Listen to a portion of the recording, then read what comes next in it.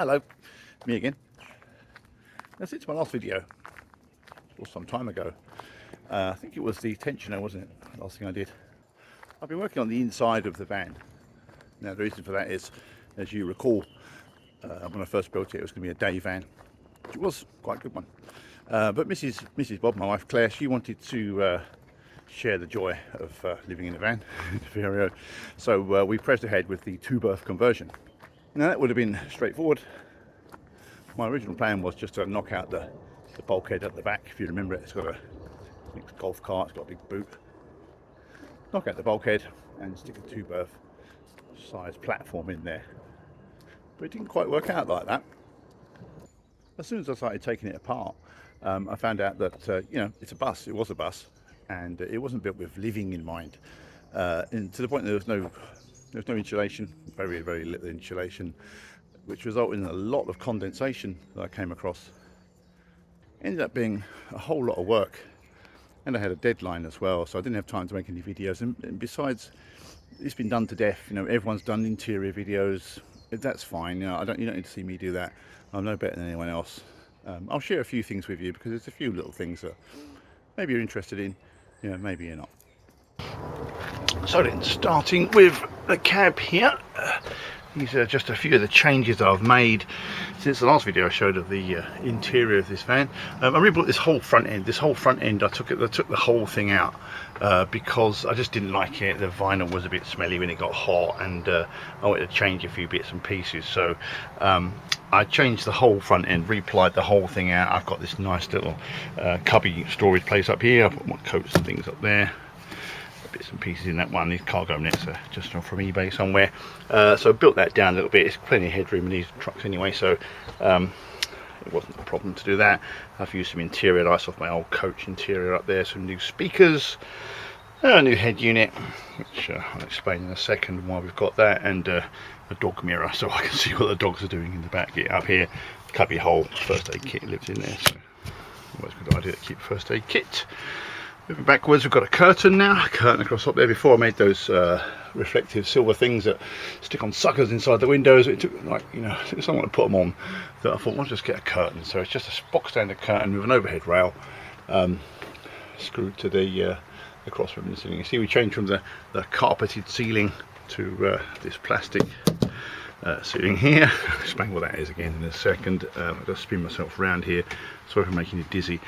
So the whole of the back end is made out of that stuff. I use a lot of plastics in my builds because it's economical, it's fairly cheap. Like it or not, some people use wood, some people use plastics. I like to use plastic. This is indeed 300mm fascia board from buildings, from building supplier. So it comes in 5 meter lengths, so this being 5 meters long works perfectly. Like I say, I'm not going to go into too much detail about what I've built here because plenty of other people do it. But just to show you around, because I'm sure you're wondering where I've been for the past few months. So yeah, built up these to get the old overhead lockers there and put in these new ones here. Look great, don't they? Yes, it is indeed fascia board. It's 150mm fascia board, again from my building supplier, lined with carpet on the inside and screwed to the cross members of the ceiling by these sort of wooden affairs I've made here. I'll say now, you'll probably know anyway, but this stick-on stretch carpet is fantastic stuff. It just does everything. It does a million things, and if ever you make a slight error here and there, cover it up with the stretchable carpet, and works wonders. So I've yet to finish this. These things are never finished, are they? You're always doing something. I do need to put something over these because we can only put so much in them before it all starts to fall out again. So it needs either more cargo nets or something else. I'm always wary of the weight that we put in these as well. I don't want to put too much weight in it, so it might just be a cargo net job. And we did a week in Wales, and it was easy. It wasn't a problem at all. So that's the overhead there. That's all pretty much of a muchness. Interior lights. These are, where's one of them? 24 volt. These are 24 volt LEDs that work straight off the leisure battery. So quite like those. That's quite good. At the back here, we've got a full king size bed here, so it's lengthways because I'm 6'2" and I don't quite fit across there. So if you're 6 foot, you'll fit laterally across here. If you're 6'2" or over 6 foot, you'll find it easier to sleep lengthways. And I do. It's a king size memory foam mattress of a domestic type, and it's really comfortable. I love it. You know, I have a perfect night's sleep on that. It's a bit of a mess right now because we stripped it. Yeah, I highly recommend that. It's on a bed, a platform that I built that's hinged at the back, so I can just scroll on, go down here a little bit. So that's my dog under there. He loves it under there. Can't find him anywhere. That's where he'll be. I think he's going somewhere. So the idea is to, again, later on in another phase, I'm going to make this slightly different and make that a dinette at the back there. Somehow make the bed lift up on risers. Something I'd like to do. I've seen other people do it. Got some ideas how we could do that, and that'll make a dinette under there. So the two sort of full-length lockers, if you like, tons of space under there. That would become sort of the seating area. What else have we got here? Well, there's a couple of sort of wall lights, all 24 volt. I'm not going to keep saying it's 24 volt, but everything in here is 24 volt, apart from the 240 volt stuff. Got some lights there. Got a secondary switch two-way switch to turn off the interior lights up there. My TV there as well. That actually worked really well. It's a PC monitor which I plugged an Amazon Fire Stick into, and we watch TV off of the internet, which I paired from my phone. So it works as an absolute treat. So that worked quite well. Toilet cabinet beneath that. I keep my porta potty in here. Excuse me, I squashed it in here when I wobble my camera around. So in there lives our little porta potty in there, which we slide out when we need it, when we have to. Worth having that thing, worth buying one of those. They are really good. So what do we do for cooking then? As you see, I've not built anything in yet. I could put a gas hob in there. I fancy doing that. I didn't fancy putting a gas bottle in the back of the van as most people do. It's the idea of having it in the locker and the way the pipes flex. I wasn't happy with doing that. You know, I'm not a gas engineer. I'm sure I'd be fine if I did it, but you know, it's one of those things that nags. What I might do, I might put an LPG tank in it. It's got enough room underneath on both sides now. I've taken the ring out underneath either side underneath the van, so I could put an LPG tank in there, which is a bit more au fait with those. Being ex-automotive, you know, engineer, I know how that works, so I could put a gas tank in under there. Might do yet. For this last trip, we've used electric, and I bought I won't get there now. I'll put a picture up that now so you can see what it looks like. It's an induction hob, 2-hob induction hob, which again I got from my favourite online Big River supplier, and it worked really well actually. On a recent trip, you know, you can see my plug sockets over there. It worked really well. I was really pleased with that, and the good thing about the one I bought, which I might put a link to, is that you can see what wattage it's using rather than what temperature it's at. So I can set the wattage, so I know what I'm drawing, so I'm not overpowering the consumer unit, or indeed the campsite's RCD. You don't want to overpower that because you don't reset the thing. And I did like using that. We've got an electric kettle as well, a little camper. Well, no, it's actually a little hotel electric kettle which I've got up here somewhere. There it is, lurking up there. And the other thing which was really good is my little toaster that goes next to it, so little low wattage. Whenever you do this sort of stuff and you're going to use electric, excuse me, use check the wattage of what you're using. The lower the better, not too low so it doesn't work. I'm waffling now, so yeah, that's where we are with that. Waffling makes me feel like I need a waffle maker actually. New panel up here, slightly different from the last one. I've used a few bits as you can see. New fuse box up here. We've got the same old panel up here, and all the switches are occupied now. Different lights, cabin lights, fridge, yada yada yada. 2 gauges up here which I quite like. This one is the mains wattage. The mains measurer. It tells me exactly what sort of current is going through, what I'm drawing out of the mains there. Just turn my batteries on a sec. The bottom one will light up, and that's the leisure battery one at the bottom there. Tells me what sort of current the leisure batteries are drawing. There is a Victron B2B charger in here, smart charger, which is on constantly. Works an absolute charm. It's the one thing that I wanted to buy that wasn't cheap and nasty. I wanted to buy a decent battery conditioner, and it does work really well. The Victron stuff is pretty good, as you probably know, but it worked quite well. Beneath that we've got my Eberspacher heater. That's not, it says Webasto there. It's a Webasto heater. I used to fit Eberspachers years ago, exactly the same as the Webasto. Again, works lovely. I did enjoy having the heat off of that on our recent trip. Another thing here, we've got a an extractor fan now. Most people buy the Maxi Air ones, which are great, they're lovely, I like those, but they're a bit expensive and I'm a bit tight, so I bought a cheaper one. It's not a Maxi Air, but it's a extractor fan for camper vans or for caravans, and I sort of manufactured this speed controller here.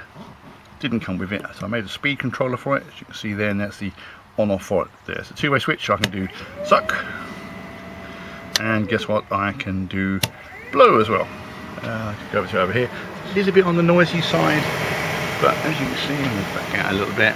It came with that event cover, and I like it. It worked to absolute charm. And I was cooking in it last week, it sucking out the fumes from my breakfast quite nicely. So quite like that. You can shut the vent off as well. Apologies for dreadful camera work as usual. You know, it keeps the heating a little bit. Speaking of in-car systems, then what we bought for here was one of these little screens, these little 7-inch screens. I've exposed you a little bit, which is an Android Auto or Apple CarPlay device that you've probably seen on your Facebook feed or somewhere. They do pop up now and then. Connects to my mobile phone, which is also attached to the dash, as you can see there, and it acts as a reversing camera screen too. The other reversing camera screen, I didn't like it, the quality wasn't good. So I get a new camera and this new screen that goes with it, which is pretty good actually. I quite like it. That works really well. It's paired with this head unit up here, which I didn't want to buy, but I did, because really fitting these things, these 7-inch screens there, and get a better picture of it, it's an absolute nightmare. It wasn't fun at all. It doesn't pair very well. The auxiliary output does not work at all on the auxiliary input on your head unit. I couldn't get it to pair, and it was a pain, an absolute pain to make my Google Pixel phone pair with the thing and eventually for it to work. And really, truth be known, it probably isn't worth it. It wasn't worth it for me. It does work, but if it drops out, it won't come back. So if you're driving along relying on the sat-nav screen, which if you know Android Auto, it sort of mimics the screen of your Android phone, it just dropped out and it wouldn't come back, and I'm lost suddenly, and you can't drive and fiddle around with these things at the same time. So I was cursing it a little bit, so I might go to something better, might get something better than that, and watch this space, as they say. And the reason we took months was because as you know, in my previous video, this sort of same layout as it was before. It said it had a back section in there, you know, the seats and the dinette in the front here are still the same, sliding seats the same, but I started to convert it just after about January, and noticed that every screw I took out was rusty. So I started taking the old ceiling down, which was made out of plywood and vinyl stuck onto it, with a view to seeing what's behind it, and it was just dripping wet, absolutely soaking wet with condensation behind there, so behind all these panels. So again, I'll probably, if I haven't already, put some pictures up to show you what that looked like. So I thought I'd take some more out. So I took up the old floor underneath, which was a giant chassis that was part of the seating system that the original vehicle had. And again, picture up now, and this thing here weighs a ton. I can't tell you how much that was. I couldn't lift it. I had to cut it up into little pieces to get it out. It's 5mm thick steel all the way around, and it weighed as much as a chassis. In fact, the rear end went up about 2 inches after I took it out. I didn't realise it was so, and all the other timber that was in here. But everything in here was made out of inch-thick timber. It weighed an absolute ton. No wonder I used this van, and it made such a difference when I took it all out. I've still got it in a skip around the back here. I like to do things in lightweight materials. Just, you know, the lighter you are, the more economical you're going to be. So that was the theme behind it. So anyway, I ended up stripping out the whole lot. That's why I've done the whole thing. All the ceiling came out, all the insulation, what there was of it, which wasn't much at all came out. The floor came up again. This entire floor came up again. If I've got any pictures, I'll put them up here. All this seat tape, the lot, and put it all back in again. So it took a while. And these things, when you do them, they eat up your time and money as well. So I've still got a way to go, but I'm quite happy with it right now. I mean, you know, it's quite comfortable. We can use it. That's that then. We had a week's sunshine in Wales, which was very nice. We had a great few stays, different sorts of campsite. Enjoyed that. And we didn't want to come home.